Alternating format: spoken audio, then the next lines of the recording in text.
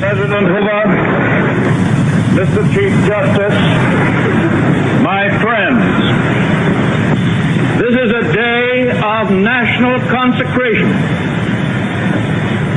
and I am certain that on this day my fellow Americans expect that on my induction into the presidency I will address them with a candor and a decision which the present situation of our people impels.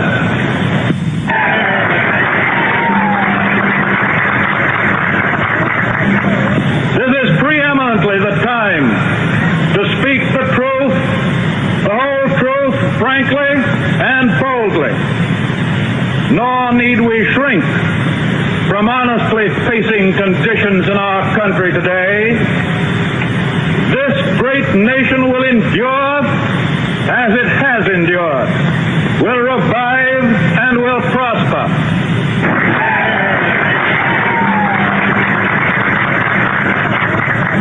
So first of all, let me assert my firm belief that the only thing we have to fear is fear itself. Nameless, unreasoning, unjustified terror, which paralyzes needed efforts to convert retreat into advance. In every dark hour of our national life, a leadership of frankness and of vigor has met with that understanding and support of the people themselves, which is essential to victory. And I am convinced that you will again give that support to leadership in these critical days. In such a spirit on my part and on yours, we face our common difficulties. They concern, thank God, only material things. Values have shrunk to fantastic levels, taxes have risen, our ability to pay has fallen, government of all kinds is faced by serious curtailment of income, the means of exchange are frozen in the currents of trade, the withered leaves of industrial enterprise lie on every side, farmers find no markets for their produce, and the savings of many years in thousands of families are gone. More important, a host of unemployed citizens face the grim problem of existence, and an equally great number toil with little return. Only a foolish optimist can deny the dark realities of the moment. And yet our distress comes from no failure of substance. We are stricken by no plague of locusts. Compared with the perils which our forefathers conquered because they believed and were not afraid, we have still much to be thankful for. Nature still offers her bounty, and human efforts have multiplied it. Plenty is at our doorstep, but a generous use of it languishes in the very sight of the supply.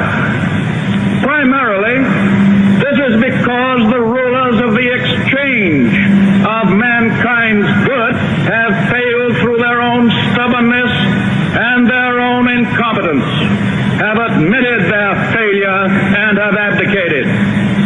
Practices of the unscrupulous money changers stand indicted in the court of public opinion, rejected by the hearts and minds of men. True, they have tried, but their efforts have been cast in the pattern of an outworn tradition. Faced by failure of credit, they have proposed only the lending of more money.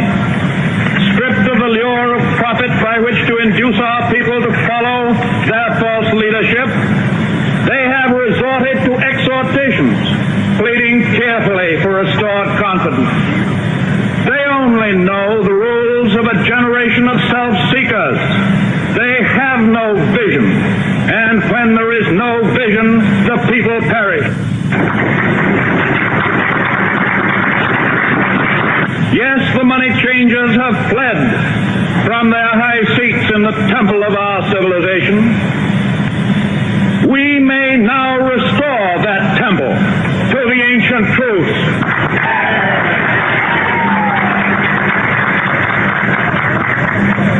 measure of that restoration lies in the extent to which we apply social values, more noble than mere monetary profit. Happiness lies not in the mere possession of money. It lies in the joy of achievement, in the thrill of creative effort, the joy, the moral stimulation of work. No longer must be forgotten in the mad chase of evanescent profit. These dark days, my friends, will be worth all they cost us if they teach us that our true destiny is not to be ministered unto, but to minister to ourselves, to our fellow men.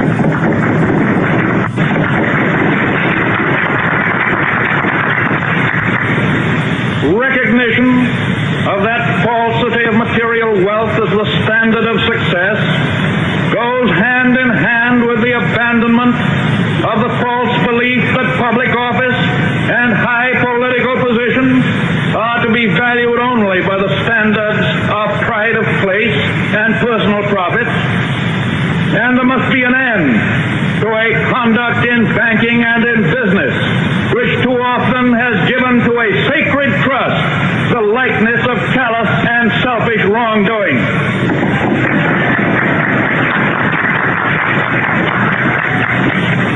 Small wonder that confidence languishes, for it thrives only on honesty, on honor, on the sacredness of obligations, on faithful protection, and on unselfish performance. Without them, it cannot live. Restoration calls, however, not for changes in ethics alone. This nation is asking for action, and action now.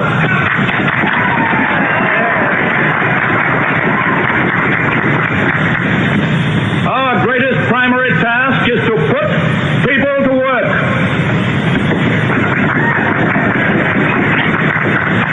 This is no unsolvable problem if we face it wisely and courageously.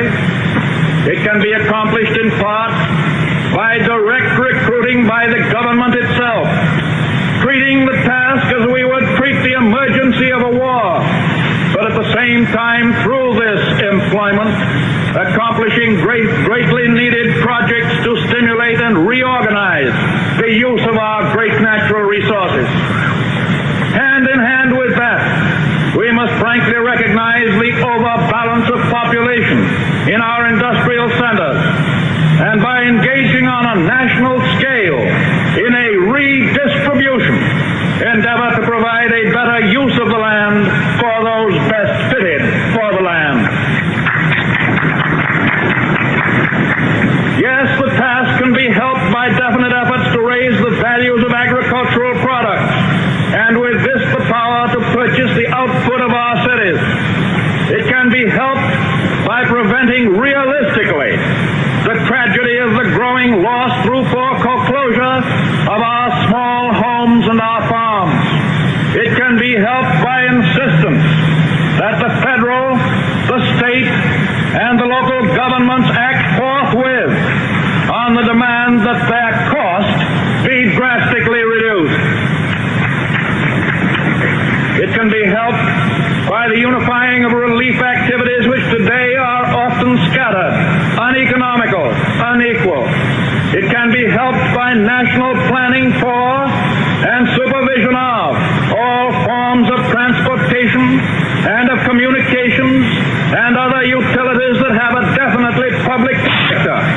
There are many ways in which it can be helped, but it can never be helped by merely talking about it.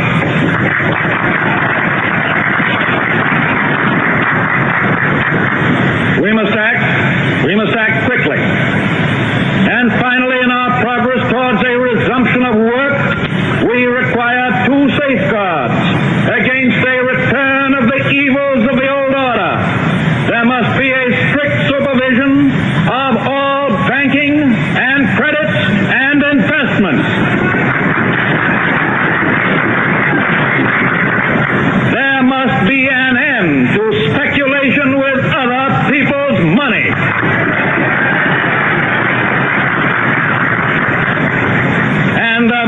the provision for an adequate but sound currency. These, my friends, are the lines of attack. I shall presently urge upon a new Congress in special session detailed measures for their fulfillment, and I shall seek the immediate assistance of the 48 states.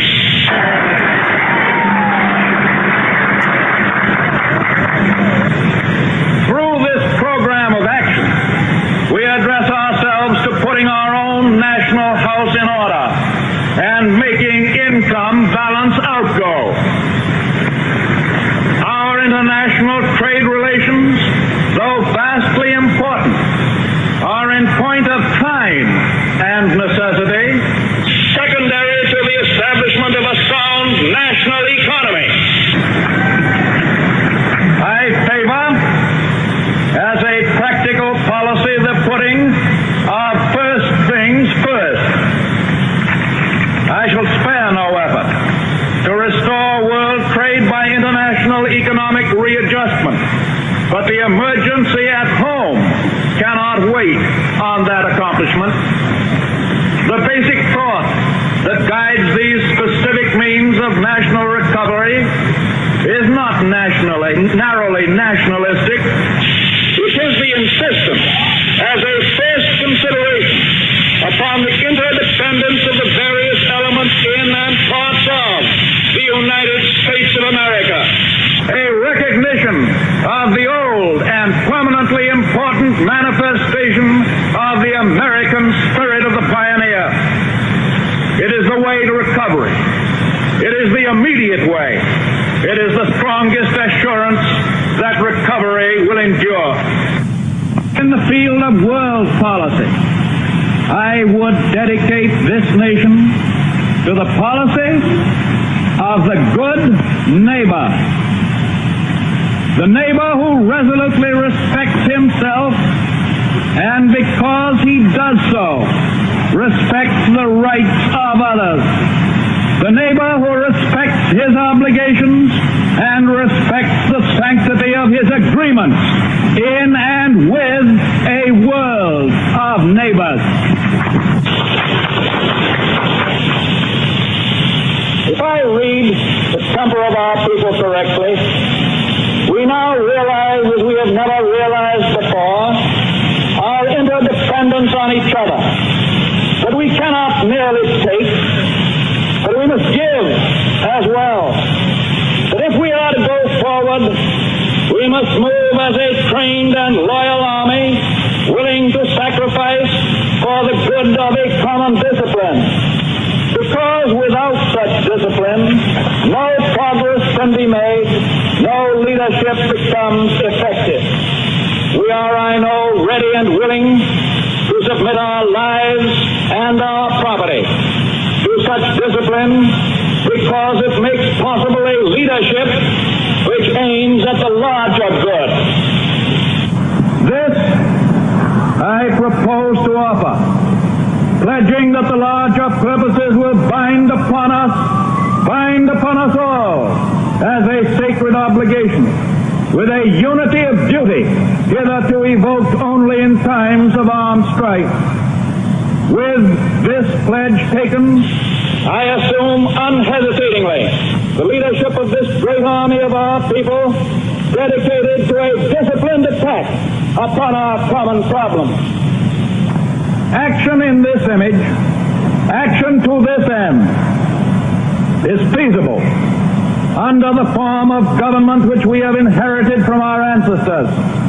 Our Constitution is so simple, so practical, that it is possible always to meet extraordinary needs by changes in emphasis and arrangement without loss of essential form. That is why our constitutional system has proved itself the most superbly enduring political mechanism the modern world has ever seen. It has met every stress of vast expansion of territory, of foreign wars, of bitter internal strife, of world relations. And it is to be hoped that the normal balance of executive and legislative authority may be wholly equal, wholly adequate to meet the unprecedented task before us. But it may be that an unprecedented demand and need for undelayed action may call for temporary departure from that normal balance of public procedure. I am prepared, under my constitutional duty, to recommend the measures that a stricken nation in the midst of a stricken world may require. These measures, or such other measures, as the Congress may build out of its experience and wisdom, I shall seek within my constitutional authority to bring to speedy adoption. But in the event that the Congress shall fail to take one of these two courses, in the event that the national emergency is still critical, I shall not evade the clear course of duty that will then confront me. I shall ask Congress for the one remaining instrument to meet the crisis: broad executive power to wage a war against the emergency as great as the power that would be given to me if we were in fact invaded by a foreign foe.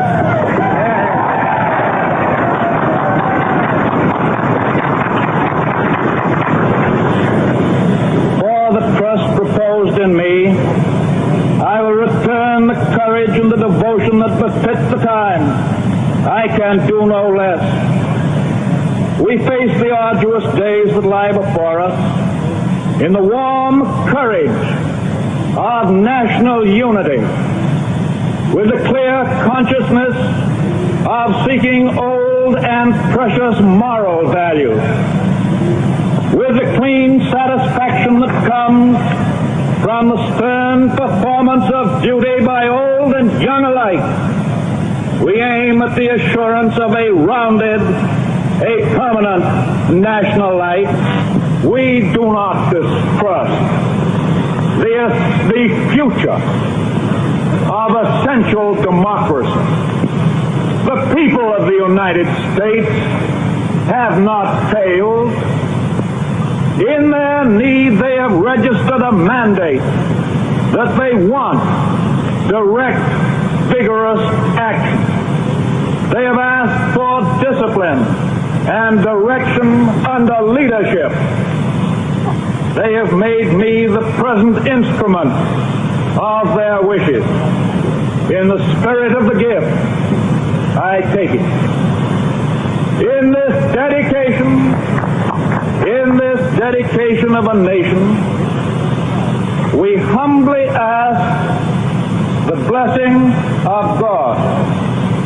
May He protect each and every one of us. May He guide me in the days to come.